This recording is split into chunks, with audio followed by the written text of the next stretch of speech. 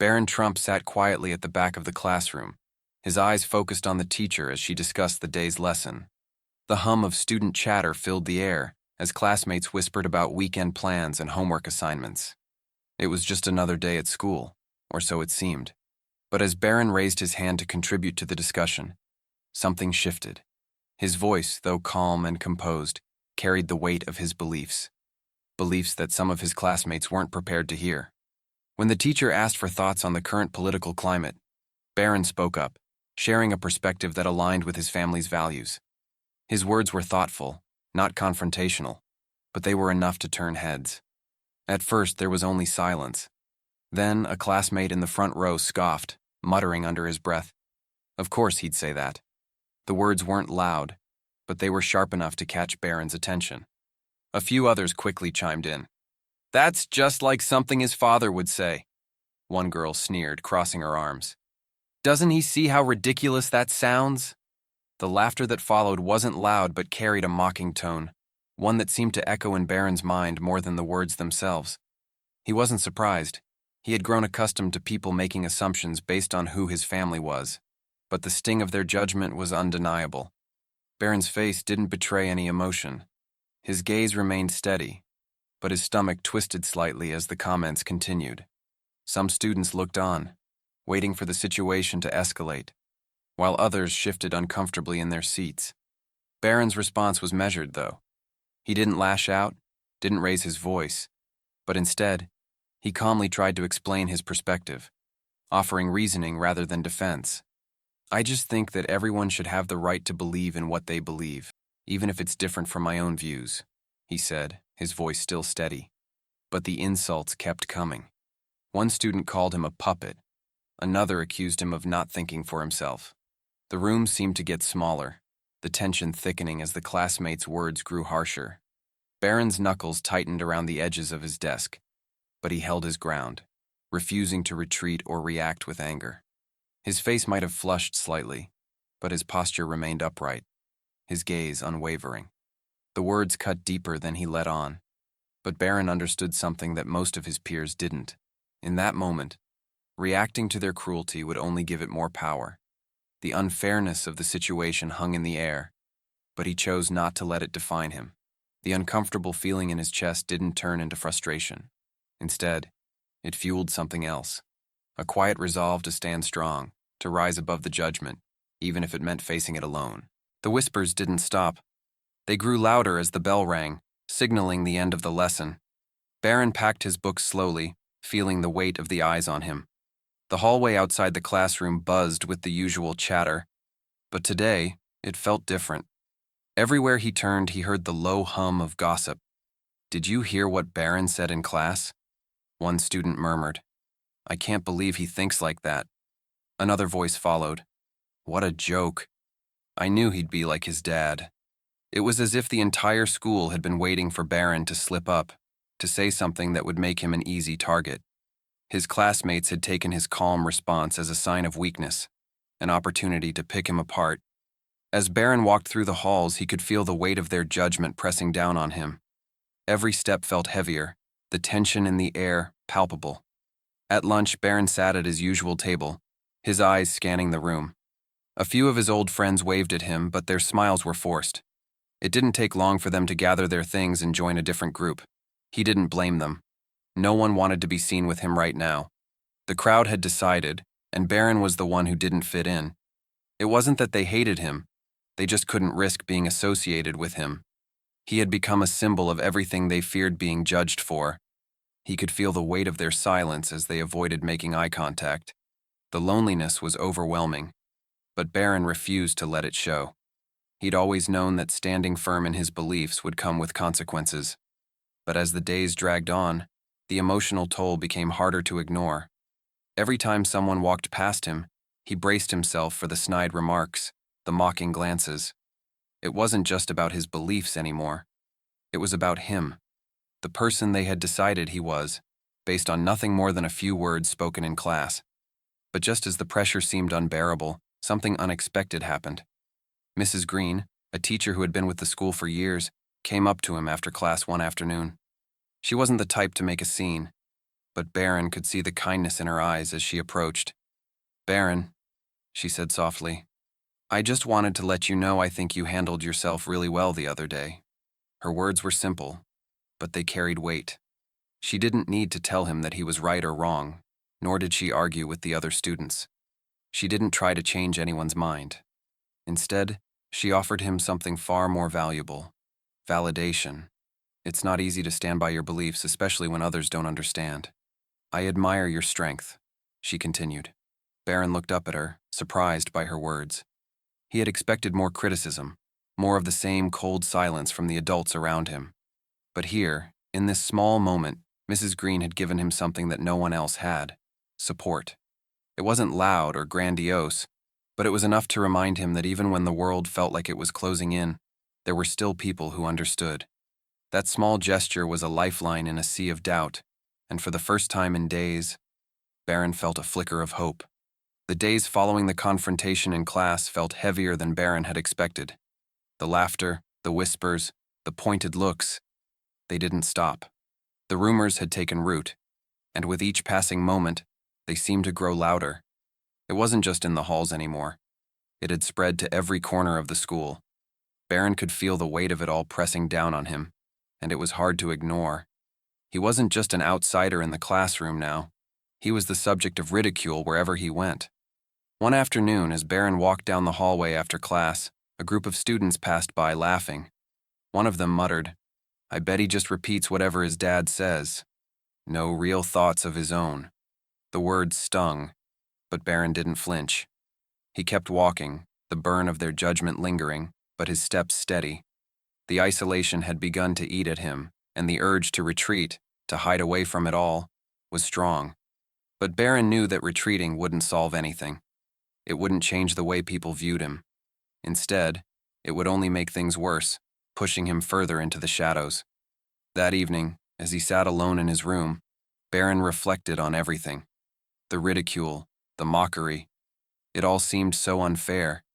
He hadn't asked for this. But he also realized something crucial. He didn't want to become bitter or resentful. He didn't want to let the negativity define him. He had a choice to make, and deep down he knew what he had to do. He would not let the cruelty of others take away his integrity. He would stand tall, even if it meant standing alone. He would face them with kindness, because in the end, it was kindness that would leave a lasting mark, not the harsh words or insults. The next day, Barron was given an assignment in class. It was a chance for the students to present their thoughts on an important issue they cared about. Normally, Barron might have shied away from the topic, sensing the weight of the judgment that would follow. But this time, something was different. He stood up in front of the class, his heart beating a little faster than usual, but his resolve unwavering. As he began to speak, his voice was calm, even if a little nervous. He spoke about the importance of respecting differing opinions, about how everyone, regardless of their background, had a right to their own beliefs. Barron didn't just defend his own perspective. He invited understanding. "We may not always agree with each other," he said, "but that doesn't mean we can't listen. Tolerance and kindness are what make our society strong. We don't have to hate each other because we disagree. We just need to understand where the other is coming from." There was a quiet that fell over the room as Barron spoke. His classmates, some still skeptical, listened as he spoke with a sincerity that was hard to ignore. His words weren't just about defending his own beliefs. They were about encouraging the class to think about how they treated others, how they could engage in discussions without resorting to hatred or division. Barron's message wasn't one of forceful argument, but one of empathy, and slowly, he could see that it was beginning to have an impact. As he finished, there was a long pause before anyone spoke. The tension in the air had shifted, and though the room wasn't filled with applause, there was a noticeable change. Barron hadn't won them over with anger or frustration. He had won them over with wisdom, with the quiet strength that came from choosing kindness in the face of adversity. The day after Barron's class presentation, things began to shift, though it wasn't obvious at first. When he walked into class, there was an odd kind of silence in the air. His classmates, who had once mocked him for his beliefs, now seemed to pause before speaking, their voices a little quieter, a little more measured. Barron took his seat, his eyes darting briefly around the room. It was clear that something had changed. but he didn't let it show. He wasn't sure if this was just a temporary shift or if his words had actually made a difference. As the day went on, Barron noticed subtle differences. One by one, some of the students who had previously joined in on the ridicule started to avoid eye contact, while others seemed to glance at him with a hint of curiosity. He heard murmurs in the hallways, voices discussing the presentation, wondering aloud about the message Barron had shared. "I didn't realize he was actually making sense," one girl said to a friend during lunch. Barron didn't know exactly what they were saying, but it was clear the seeds of doubt had been planted in their minds. By the end of the week, the ripple effect had already begun. Barron overheard a conversation between two students in the hallway, who had been part of the crowd that had once ridiculed him. "You know, Barron's right. I guess we should listen more and judge less," one of them said, sounding surprised at their own words. The other student nodded. "Yeah, he didn't react the way I thought he would. He could have just gotten mad, but he didn't. He just kept calm, and it made me think." Barron's heart skipped a beat. They were reflecting on his message, on his ability to stay composed and show kindness despite everything. In the days that followed, Barron noticed other students beginning to approach him, not to mock him or challenge his beliefs, but to talk. It was as if his calm response had created an invisible door that allowed space for more respectful conversation. A few classmates who had once dismissed him now wanted to understand. Even those who didn't agree with his views were intrigued by how he handled the situation. His teacher, Mrs. Green, noticed the change as well. After class one day, she pulled Barron aside and offered a quiet word of praise. "I was really impressed with how you spoke last week. You handled yourself with so much maturity. You reminded the class about the importance of respect in debates." Her approval meant more to Barron than he could express. It wasn't the loud applause he had imagined, but it was real, and it validated his decision to respond with grace rather than anger. As the school year progressed, Barron's reputation shifted. Where once he had been the subject of mockery, he became someone admired for his ability to handle pressure with poise. His classmates, especially those who had once ridiculed him, began to appreciate him not for what he believed, but for how he stood firm in his beliefs without needing to fight anyone or be defensive. They saw strength in his calmness, respect in his quiet confidence, and they began to realize that handling difficult situations with grace was not a weakness. It was a sign of true character. Barron's words had not only impacted his classmates, they had affected the culture of the school in a way no one could have predicted. The conversations in the hallways, the debates in the classrooms, everything had become just a little more thoughtful. Barron had shown them all that even in the face of judgment, you didn't have to lower yourself to meet the cruelty of others. Instead, you could stand taller, with kindness and integrity. And in the end, that was something far more powerful. As the weeks passed, Barron found himself reflecting more on the experience. The school had returned to its usual rhythm, but for Barron, things were different. He no longer felt the weight of judgment looming over him. What had started as a moment of tension had turned into something far more meaningful. Barron realized that standing firm in his beliefs, despite the harsh words and mocking looks, had been one of the hardest things he'd ever done. But it had also been one of the most rewarding. He thought about how easy it could have been to just blend in, to retreat into silence when everyone else was against him. There had been moments when the loneliness felt unbearable, and the urge to apologize, to change his stance just to fit in, was strong. But Barron had stuck to his guns, choosing instead to be himself, even when it meant standing apart from the crowd. He had learned that sometimes the real strength wasn't in winning the argument or making people agree with you. It was in remaining true to yourself and handling adversity with dignity.